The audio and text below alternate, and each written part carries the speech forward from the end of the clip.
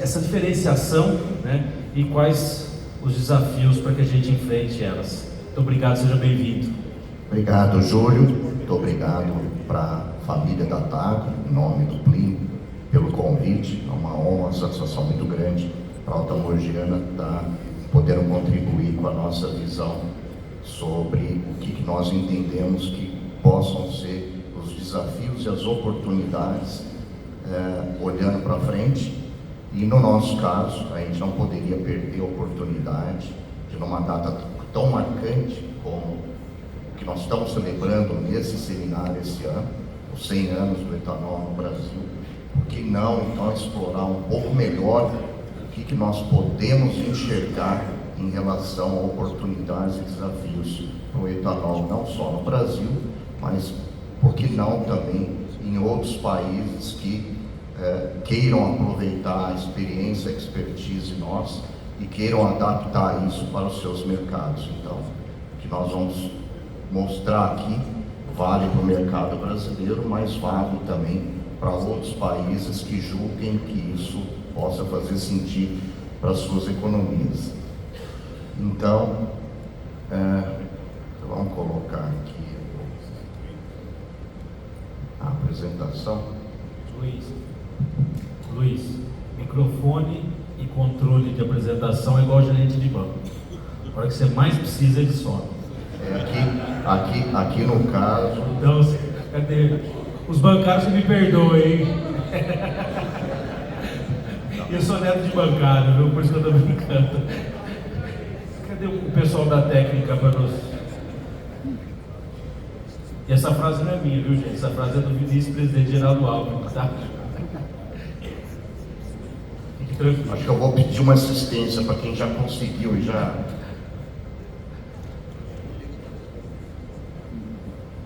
Que dá tempo do pessoal... A culpa não foi minha. É que dá tempo do pessoal indo fazendo as perguntas para o nosso cachê aumentar, hein, gente? Por favor, hein? Senão ano que vem o Plínio não convida a gente para vir aqui. Mas, Júlio, por favor. Eu não me incomodo de... Pronto. Conseguimos. Eu pedi então para o nosso time fazer a apresentação em inglês em respeito aos congressistas de outros países, mas lembrando que entregamos também a mesma apresentação em português para aqueles que queiram obter as cópias da apresentação pelo sistema do seminário. Bom, em sendo assim, o que nós gostaríamos de passar de recado, né, de mensagem para vocês? Primeiro, mostrar como que o etanol, nesses últimos 100 anos, tem se tornado cada vez um combustível, uma matéria-prima energética cada vez mais importante, relevante, e a cada ano que passa, o nosso entendimento é que o etanol ele está ficando até mais atual, ele está melhorando com o tempo. Haja vista todas as melhorias de tecnologia, o recente crescimento da produção de etanol de milho no Brasil, que é um grande caso de sucesso, podendo levar esse etanol para regiões que não antes eram tão bem atendidas pelo etanol de cana, inclusive em termos de preço. Então a gente claramente tem um mercado de etanol ainda melhor, ainda mais competitivo e ainda mais dinâmico.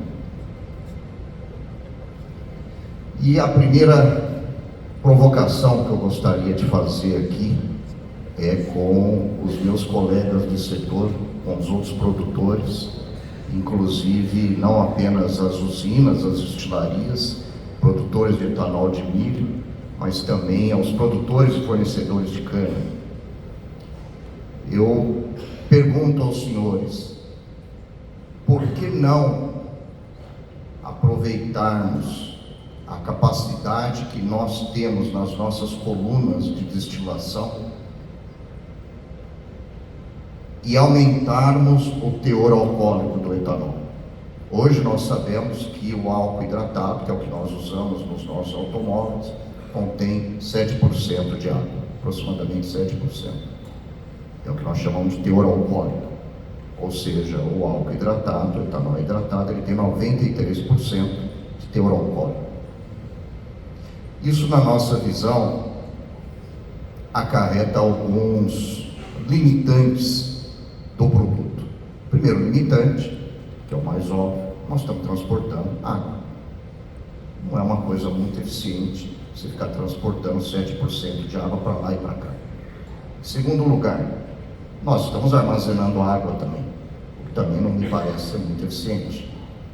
Nós poderíamos armazenar mais etanol e menos água. Terceiro ponto, se nós olharmos para o consumidor, se nós sairmos um pouco mais da porteira de dentro da usina e começarmos a olhar mais da porteira para fora, claramente o consumidor, ele não está interessado apenas em preço. O consumidor quer praticidade, ele quer comodidade.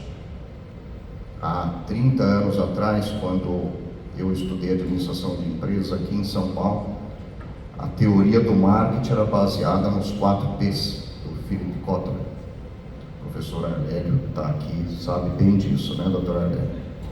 E o próprio Philip Kotler já aboliu os 4 P's de marketing e ele mesmo criou os 4 C's. Então não existem mais os 4 P's, agora são os 4 C's. E um dos C's é conveniência. Conveniência.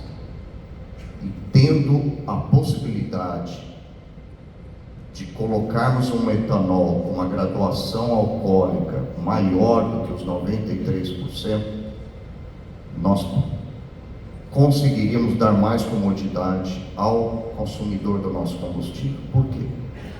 Primeiro, digamos que nesse exercício hipotético a gente mude a padronização do etanol a nível nacional para 95%.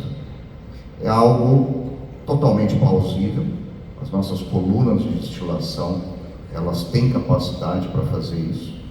E mesmo aquelas que não tenham essa possibilidade, basta adicionar um pouco de etanol anidro, que praticamente todos nós já fabricamos, no tanque de etanol hidratado e assim aumentarmos o teor alcoólico para 95%.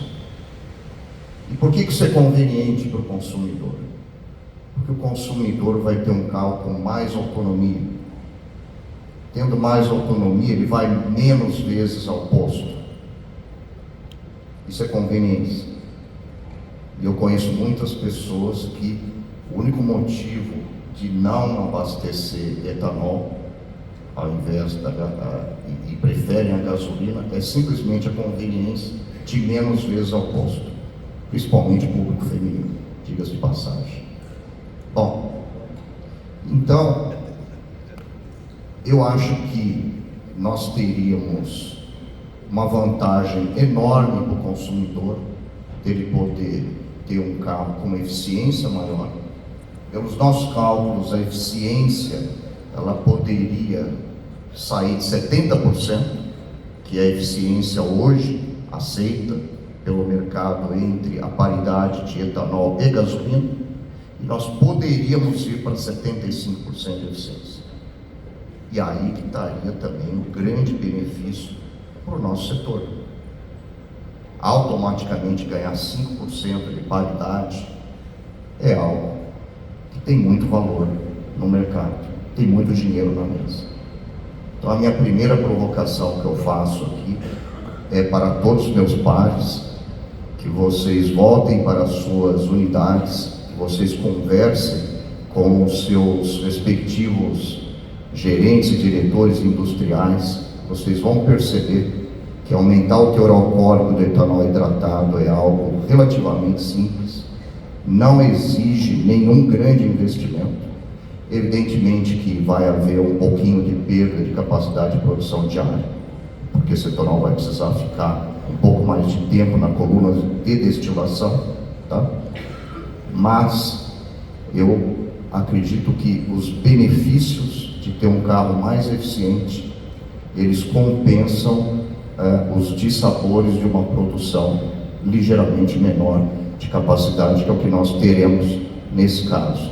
Então fica aqui uma sugestão para todos os meus colegas de outras usinas, lideranças setoriais aqui presentes, para que nós coloquemos esse assunto na nossa agenda, para que nós encomendemos testes automotivos que comprovem essa teoria de melhora da eficiência, e aí sim, uma vez que o setor se sinta confortável de que esse é um caminho interessante para ser seguido, que nós então procuremos a Agência Nacional do Petróleo e o Ministério de Minas e Energia para mudar a especificação do etanol hidratado e aí sim proporcionar essa comodidade que o consumidor tanto busca.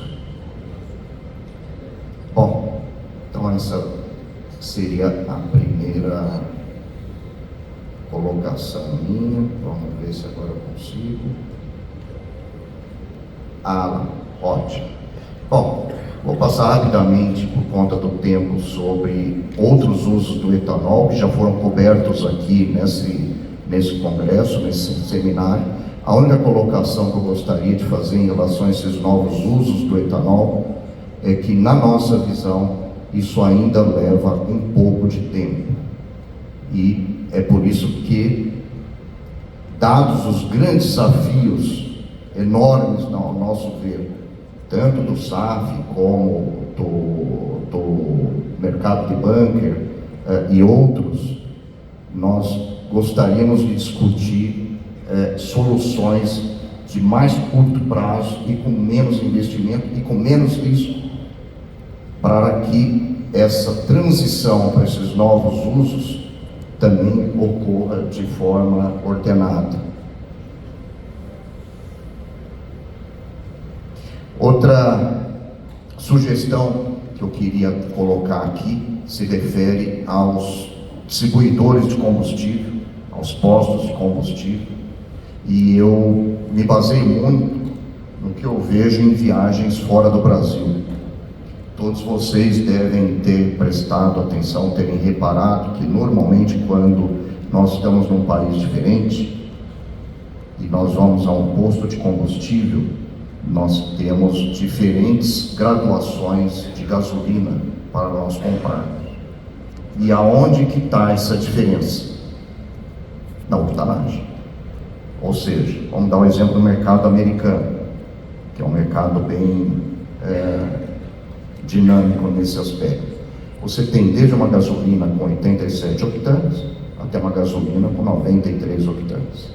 Evidentemente, a gasolina com 93 octanos custa mais caro do que a com 91, que custa mais caro do que a de 89 e que custa mais caro do que a 87, deixando claro que quanto maior a octanagem, maior o preço.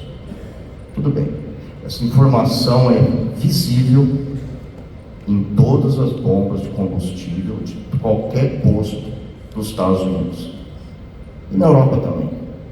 Se você também for abastecer seu carro em qualquer país europeu, pelo menos os que eu tive a oportunidade de visitar, me chamou a atenção que, dependendo da octanagem, o preço é mais alto. Bom, quantos de vocês têm conhecimento de que a octanagem do um etanol hidratado é muito maior do que a octanagem da gasolina? Enquanto uma gasolina com 27% de mistura de etanol tem 87 octanos, porque caso a gasolina não tivesse a mistura de etanol, ela teria 80. Ela pura, ela não chega a 87 octanos. O etanol tem 110 octanos. 110. Dependendo da forma como você mede a octanagem, talvez até 112. E por que o setor não está divulgando isso? Por que essa informação não está disponível para o consumidor? Será que o consumidor não poderia se beneficiar de saber qual é a octanagem do combustível que ele está abastecendo, que ele está colocando no tanque do carro dele?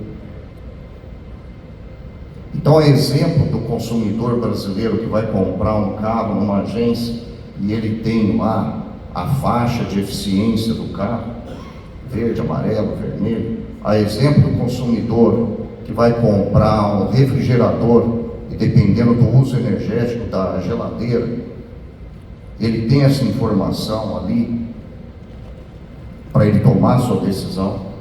E por que um motorista de automóvel não tem direito de saber a octanagem do produto que ele está abastecendo? E digo mais, por que esse consumidor não tem acesso à quantidade de carbono emitido por esse combustível? Digamos que 1 litro de gasolina emita X gramas de CO2 da atmosfera. Uma gasolina com um percentual de etanol mais alto vai emitir menos CO2.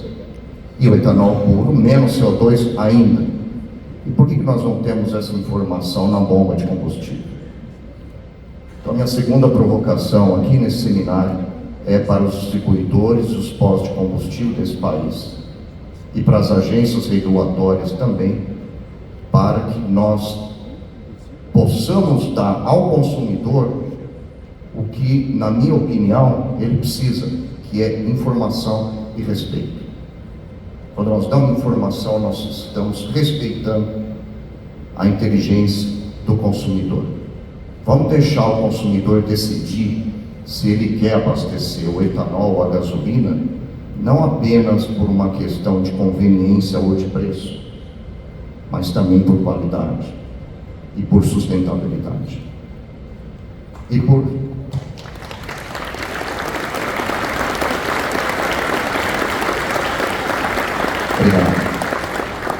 E por fim, eu não poderia deixar de fazer uma provocação também para as montadoras de automóveis, que nós já provocamos aqui os colegas produtores, os distribuidores. Eu não poderia deixar de esquecer as montadoras. E a minha provocação aqui é a seguinte: se existe mercado para um carro puro a gasolina, e se existe mercado, se existe comprador com um carro puro elétrico, 100% elétrico, por que não existe mercado para um carro 100% etanol?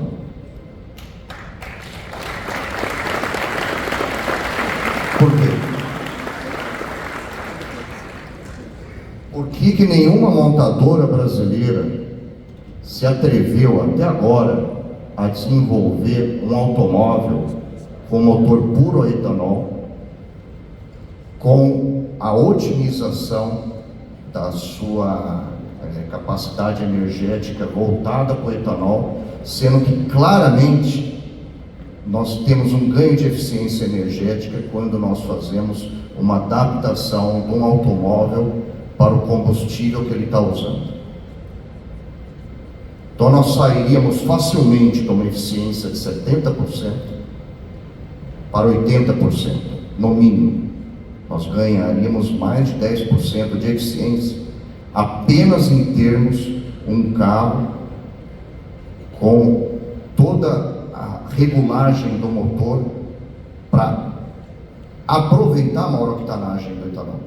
Essa maior octanagem do etanol, ela não está sendo aproveitada, está sendo desperdiçada. Por que o Brasil não pode ter um carro popular movido a etanol? O que impede o Brasil de ter um carro popular a etanol? Será que não tem um comprador para esse carro? Por que nós não temos um carro híbrido puro a etanol? Será que nós não temos um consumidor com um carro híbrido a etanol?